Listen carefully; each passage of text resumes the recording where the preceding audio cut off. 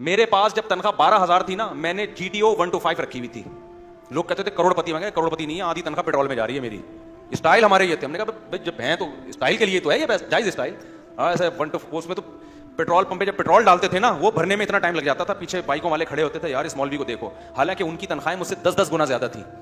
لیکن آپ کی سوچ تنگ ہوگی تو پھر تو آپ کا ٹینشن ہے بھائی. تو ہم تو اس وقت بڑی بائک رکھی ہوئی تھی, ہم نے GTO 125 رکھی ہوئی تھی. 1 لاکھ روپے مجھے ملے, میں نے اس سے GTO 125 خرید لی. ہم نے کہا بائک تو اچھی ہو نا. ہیلمٹ خاندانی رکھ لیا ہم نے, جو چیزیں خاندانی ہو سکتی تھیں ہم نے رکھ لی. خوراک اس وقت بھی ہماری بڑی ٹائٹ تھی, ہم کہتے کھاؤ اچھا, پہنو اچھا, سواری اچھی, بیگم اچھی. اس کے بعد پیسے بچیں تو پھر مکان اچھا, نہیں بچیں مکانوں سے اینٹوں سے دل لگانے کی بالکل بھی ضرورت نہیں. کرائے پہ رہو اور سارا خرچہ وہ مالک مکان اٹھائے, آپ 10-15 ہزار روپے کرائے پہ دو. اور جس بیچارے بے وقوف نے کروڑوں روپے لگا کے اتنا کچھ بنایا, فائدہ اس سے کون اٹھائے گا؟ اس مکان سے ہم اٹھائیں گے. سمجھتے ابھی میں کرائے کے گھروں پہ رہ رہا ہوں الحمدللہ, اللہ کا بڑا فضل ہے. تو بزنس کلاس میں جاؤں گا, رہوں گا کس پہ؟ کرائے کے گھر پہ.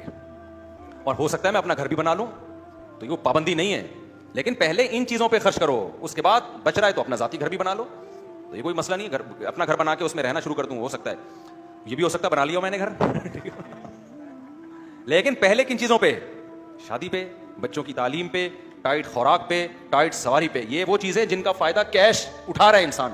گھر کا فائدہ جتنی انویسٹمنٹ ہو رہی ہے نا, اتنی ہڈیاں آپ کی مضبوط نہیں ہیں. کروڑوں روپے پھونک دیے آپ دال کھا کے, اب دال کھا رہے, کروڑوں روپے جو تھے سارے اس پہ لگا دیے, گھر پہ لگا دیے, تھوڑے دیر میں آپ کا جنازہ ہو جائے گا.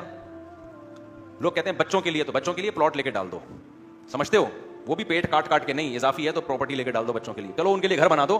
لیکن پہلے اپنا سوچو, آپ بھی کسی کے بچے ہو. تو میں نے اپنے باپ کی خاطر سب سے پہلے اپنے اوپر خرچ کیا, کیونکہ میرے ابا چاہتے تھے میرے بچے اسٹیبل ہو جائیں, کھائیں پئیں اچھا. تو میں نے اپنے بچوں سے زیادہ اپنے ابا کے بچوں کی فکر کی, سمجھ رہے ہو. اس کے بعد میں اب کس کی فکر کروں گا؟ اپنے بچوں کی. مجھے اپنے ابا کا زیادہ خیال ہے, پھر اپنا خیال ہے, پھر اپنے بچوں کی فکر, وہ اگلے درجے میں ہوگی. ورنہ یہی ہوتا رہے گا, میرے ابا میری خاطر برداشت کرتے رہے کہ سارا بچوں کے لیے چھوڑنا ہے, خود غربت میں اگر زندگی گزارے وہ کہ بچوں کی خاطر, تو میں بھی یہی لائف اسٹائل, میں بھی پیٹ کاٹ کے بچوں کی خاطر پراپرٹی بناؤں, پھر بچے پیٹ کاٹیں اپنے بچوں کی خاطر, تو فائدہ کون اٹھائے گا؟ سارے پیٹ کاٹ کے دولت کو اگلی نسل میں ٹرانسفر کر رہے ہیں, تو کوئی فائدہ تو نہ ہوا نا, کہیں تو بریک لگاؤ. تو ہم نے کہا یار اپنے ابا کے بچوں کی فکر سے شروع کرو حساب کتاب.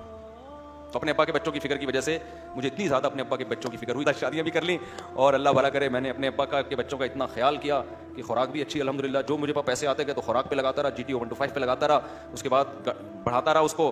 تو الحمدللہ اب چاہے میں بزنس کلاس میں جاؤں, چاہے اکانومی میں جاؤں, تو یہ سب اپنے ابا کے بچوں کی خاطر رہی ہے, تاکہ میرے والد صاحب کی روح خوش ہو کہ بچے کیا ہیں, سمجھتے ہو. اور اپنے بچوں کو بھی یہ سکھا کے جاؤں گا کہ میرے بچوں کا پہلے خیال کرنا, اپنے بچوں کا بعد میں خیال کرنا. اذان ہونے والی ہے, بیان ختم ہو گیا, ٹھیک ہے نا.